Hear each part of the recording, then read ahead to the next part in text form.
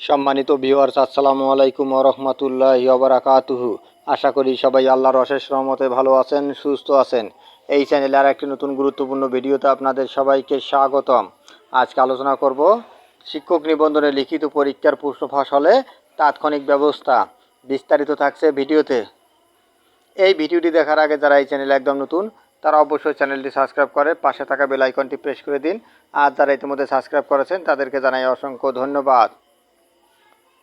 শিক্ষক নিবন্ধনে লিখিত পরীক্ষার প্রশ্ন ফাঁস হলে তাৎক্ষণিক ব্যবস্থা।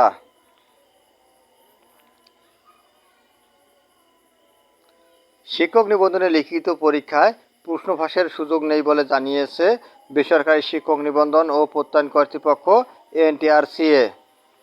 বৃহস্পতিবার 11 জুলাই প্রতিষ্ঠানটির অফিসে আয়োজিত এক সংবাদ সম্মেলনে একথা জানানো হয়। মূলত মেয়াদ উত্তীর্ণ নিবন্ধন সনদধারী ও বয়স উত্তীর্ণ প্রার্থীদের নিয়োগের আবদারের বিষয়টি খোলাসা করতেই এ সংবাদ সম্মেলন ডাকা হয়। তবে পাবলিক সার্ভিস কমিশন পিএসসি ও নতুন কারিকুলামের ষান্মাসিক মূল্যায়নের প্রশ্নপত্র ফাঁসের চলমান প্রেক্ষাপটে আসন্ন 18তম শিক্ষক নিবন্ধনের প্রশ্ন ফাঁসের বিষয়টি সামনে আসে।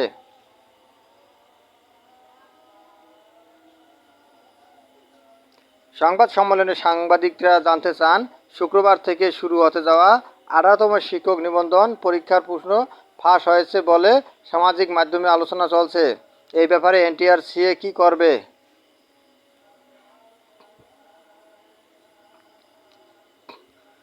জবাবে এনটিআরসিএ চেয়ারম্যান সাইফুল্লাহিল আজম প্রশ্ন ফাঁসের সম্ভাবনা নাকচ করে দিয়ে বলেন, শিক্ষক নিবন্ধন পরীক্ষার প্রশ্নপত্র প্রণয়ন কয়েকটি ধাপে করা হয়। সেখানে অধ্যাপক বা সহযোগী অধ্যাপকের ডাকা হয় প্রশ্ন করার জন্য। মডারেটর গ্রুপের মাধ্যমে প্রশ্নপত্র সিলগালা করা হয়। এরপর অন্য একটি মডারেশন গ্রুপ এসে ফাইনাল সিলগালা করে এবং তা বিজি প্রেসেও যথেষ্ট নিরাপত্তা সহকারে তা করা হয়। তবে প্রশ্ন ফাঁসের খবর যত রাতেই পাওয়া যাক ফোন দিয়ে তা এনটিআরসিএকে জানানোর আহ্বান জানিয়ে তিনি বলেন, প্রশ্ন ফাঁসের খবরে তাৎক্ষণিক ব্যবস্থা নেওয়া হবে। এ সময় মেয়াদোত্তীর্ণ নিবন্ধন সনদধারীদের সতর্ক করে এনটিআরসিএ চেয়ারম্যান বলেন, লেবু বেশি চিপলে তিতা হয়। মেয়াদোত্তীর্ণদের অবৈধ দাবি মাত্রাতিরিক্ত পর্যায়ে গেলে ব্যবস্থা নেওয়া হবে। এর আগে সংবাদ সম্মেলনে লিখিত বক্তব্যে বলা হয়, নিবন্ধন সনদের মেয়াদ ইস্যুর তারিখ থেকে 3 বছর পর্যন্ত বহাল থাকবে। নিয়োগ সুপারিশের জন্য প্রার্থীদের বয়স হতে হবে 35 বছরের মধ্যে। এ বিষয়ে উচ্চ আদালতের রায় আছে, রায়ের বাইরে কোনো কিছু করার আইনগত সুযোগ নেই। এনটিআরসিএর 2015 খ্রিস্টাব্দের সংশোধিত পরীক্ষা বিধিতেও সনদের মেয়াদ 3 বছর করা হয়েছে।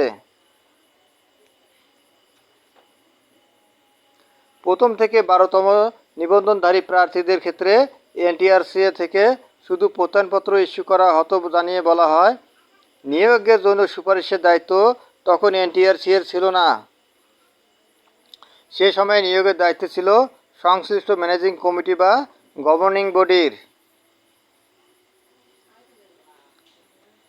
তাই ওই সনদপত্র কোনোভাবে চাকরির নিশ্চয়তা দেয় না। মেয়াদ উত্তীর্ণদের নিয়োগে দাবিও যৌক্তিক নয়। কিন্তু কিছু ব্যক্তি ও পেশাজীবী ও অসৎ উদ্দেশ্যে নিবন্ধিত প্রার্থীদেরকে বিভ্রান্তিকর তথ্য দিয়ে এনটিআরসিএর স্বাভাবিক কাজ বাধাগ্রস্ত করার চেষ্টা চালাচ্ছে। তাদের সঙ্গে যুক্ত কিছু অর্থলোভী। তারা কমিটির মাধ্যমে চাঁদা তুলে এনটিআরসিএ তথা সরকারের বিরুদ্ধে অপপ্রচার চালাচ্ছে। কিছু ব্যক্তি রিট ব্যবসায়ী আইনজীবী প্রার্থীদের মামলায় জিতিয়ে দেওয়ার টোপ দিয়ে বিপুল পরিমাণ অর্থ আত্মসাৎ করেছে।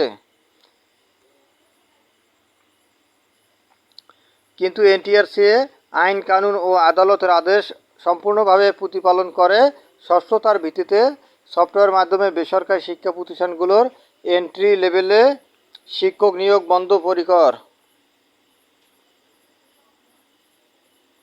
সংবাদ সম্মেলনে আরও ছিলেন এনটিআরসিএস সচিব ওবায়দুর রহমান, যুগ্ম সচিব নূরে আলম সিদ্দিকী, পরিচালক কামরুল আহসান ও আব্দুর রহমান প্রমুখ। ধন্যবাদ জানিয়ে বিদায় নেওয়ার আগে আবার অনুরোধ জানাই, যদি ভিডিওটি ভালো লাগে এবং সর্বশেষ শিক্ষামূলক আপডেট ভিডিও পেতে চান তাহলে অবশ্যই চ্যানেলটি সাবস্ক্রাইব করুন।